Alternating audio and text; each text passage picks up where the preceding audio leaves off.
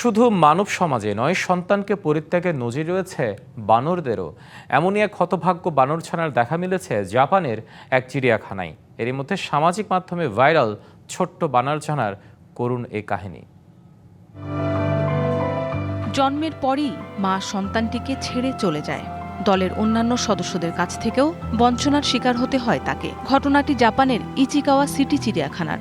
Macaque প্রজাতির বানর শাবক punch গেল জুলাইয়ে জন্মের কয়েকদিনের মধ্যেই তার মা থেকে বিচ্ছিন্ন হয়ে পড়ে। মানসিক চাপ কমাতে তাকে কম্বল ও বিভিন্ন খেলনা দেয়া হয়। এর মধ্যে একটি ওরাংওটাং সফট টয় তার সবচেয়ে প্রিয় হয়ে ওঠে, যা সে সবসময় আগলে রাখে। এক পর্যায়ে সেটি হয়ে ওঠে তার একমাত্র সাথী।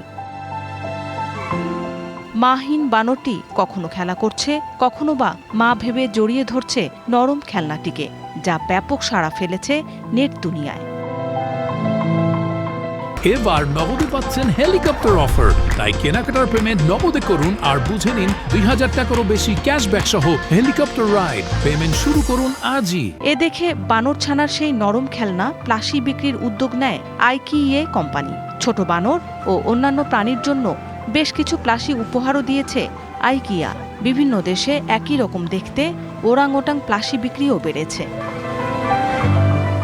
বানর শাবকের স্মরণীয় সেই মুহূর্তকে ধরে রাখতে খেলনা বিক্রির অর্থ প্রাণীদের কল্যাণে খরচ করা হবে বলে জানিয়েছে বিশ্বখ্যাত ব্র্যান্ডটি।